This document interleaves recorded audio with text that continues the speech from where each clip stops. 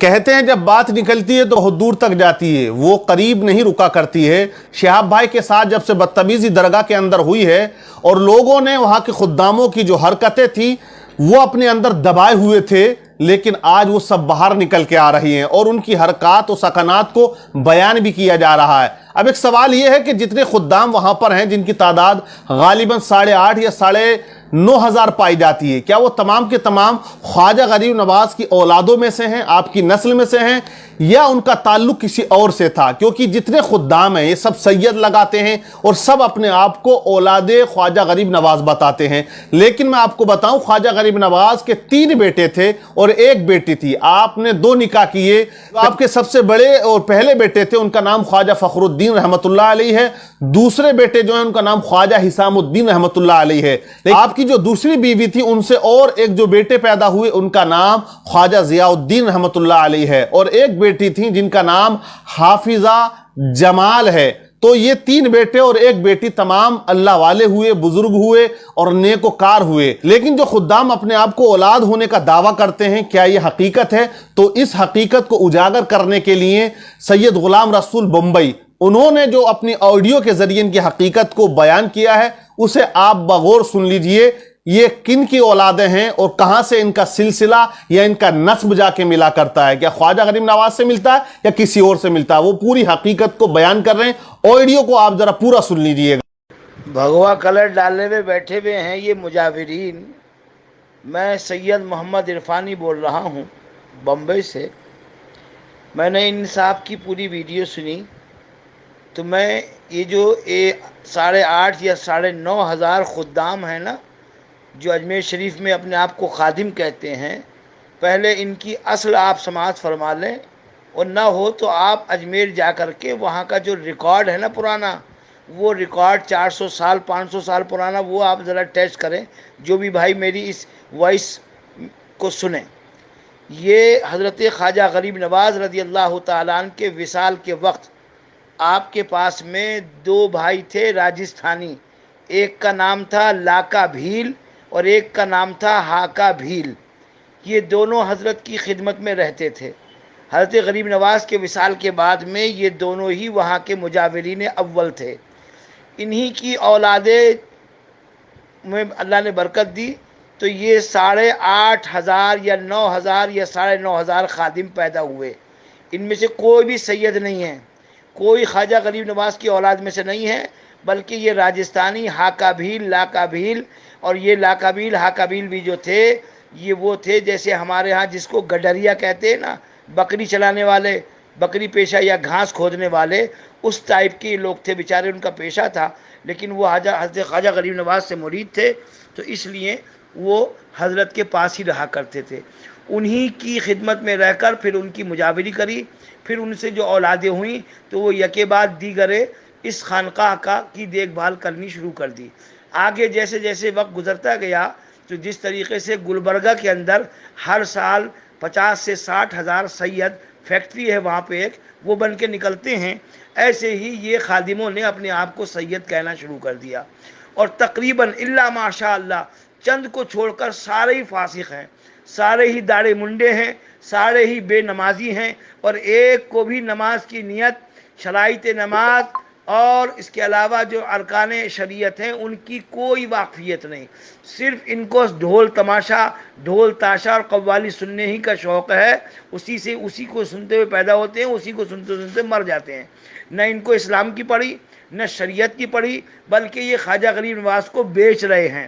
چنانچہ جب ان کی سنگت کے ساتھ میں آپ حاضری دیتے ہیں تو یہ آپ کی منڈی پکڑ کے حضرت خواجہ غریب نواز کے قدموں میں نیچے ڈالتے ہیں اور چادر کھینچتے ہیں، ہمیں بتاتے ہیں بے ادب، اور خود سب سے بڑے بے ادب ہیں۔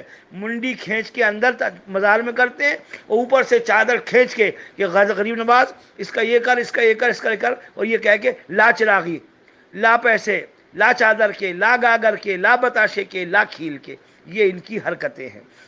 اس کے علاوہ یہ زیادہ تر 99% اس میں جو ہیں وہ سب شیعہ ہیں، جتنے بھی یہ خدام ہیں۔ چنانچہ آپ کو میں آپ کو ایک بہت مضبوط بات بتاؤں، 1992 کے اندر ایک لیڈیز کلکٹر اجمیر شریف میں تعینات ہوئی تھی. اس کو کچھ پتہ چلا کہ بھائی گٹر جو ہے وہ درگاہ شریف کا بلاک ہوا ہے، پتہ نہیں کیا بات. تو اس نے اس کی صفائی کا کام شروع کیا. تو اس گٹر کے اندر سے یہ کتنے بڑے خبیث ہیں کہ 40 قرآن کریم کنز الایمان اعلیٰ حضرت کے اس گٹر میں سے نکلے. اور اسی وقت میں ان کا یہ کام تھا کہ جو بیچاری ہندو بہنیں آتی تھیں یا مسلمان بہنیں جو سیدھی سادی ہوتی تھیں، تو یہ روم دینے کے بہانے کہ ہم حاضری کرائیں گے، ہمارے ہاں رکیے، کھانا بھی ہم کھلائیں گے، چادر بھی ہم چڑھوائیں گے، تو یہ اپنے روموں میں ٹھہراتے تھے. ان روموں کے اندر انہوں نے کیمرے لگائے ہوئے تھے، اور جب وہ شوہر اور بیوی ساتھ میں ہوتے تھے تو یہ ان کی ننگی فوٹویں اور تصویریں اور ویڈیو بنا کر بعد میں ان زائرین کو بلیک میل کرتے تھے. چنانچہ ایک ہندو بہن نے جب جا کے پولیس میں شکایت کری تو 450 خادموں پہ چھاپا پڑا، جو غالباً 450 خادم آج تک بند ہیں اجمیر میں. یہ اتنے بڑے خبیث ہیں، اور یہ اعلیٰ حضرت کے بارے میں کہتے ہیں کہ آپ نے آڈیو میں سنا، حضرت نے مکمل طور سے ان کا نسب نامہ بیان کر دیا. تو یہ ان کی اولاد ہیں، ان کا تعلق خواجہ غریب نواز سے نہیں ہے بلکہ کسی اور سے ان کا نسب، ان کا شجرہ جا کے ملتا ہے. لیکن یہ اپنا شجرہ ملا دیتے ہیں. ان کی حرکات و سکنات ایسی ہیں کہ واقعی شریعت کے یہ خلاف ہوتے ہیں. آپ تصویر میں دیکھ رہے ہیں گھوڑے پہ بیٹھا ہوا شخص یہ وہی ہے جس نے شہاب بھائی کے ساتھ بدتمیزی کی. اب آپ اندازہ لگائیں انہیں کسی پٹیل صاحب نے لا کے تحفے میں گھوڑا دے دیا ہے تو یہ گھوڑا لے کے بڑے خوش ہو رہے ہیں. لیکن ان کے بارے میں بتایا جاتا 5 کروڑ کا ان کا ایک بنگلہ ہے جس میں یہ رہتے ہیں.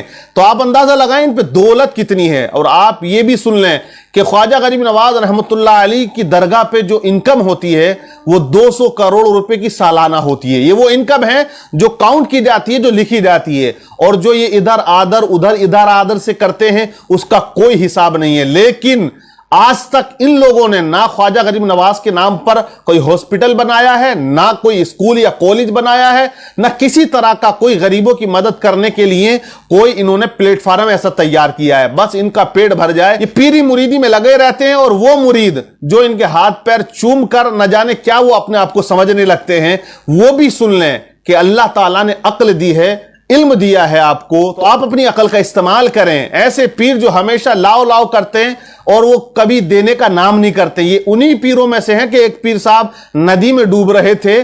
لوگوں نے چاہا کہ ان کو باہر نکال لیا جائے. لوگوں نے کہا پیر صاحب ہاتھ دیجئے، لائیے، لیکن پیر صاحب اپنا ہاتھ نہیں دیتے ہیں. غوطے کھا رہے ہیں، ڈوب رہے ہیں، لیکن لوگوں کو ہاتھ نہیں دیا. لیکن جیسے ہی ان کا ایک مرید آیا اور اس نے کہا کہ لو میاں، لوگ کہہ رہے تھے لاؤ میاں، تو ہاتھ نہیں دیا. لیکن جب مرید نے کہا لو میاں تو مرید کا ہاتھ پیر صاحب نے پکڑ لیا اور باہر نکل آئے. لوگوں نے کہا مرید سے کہ جناب یہ کیا بات ہے، ہم بہت دیر سے ان کو نکالنے کی کوشش کر رہے ہیں، ان کا ہاتھ مانگ رہے لیکن انہوں نے دیا نہیں.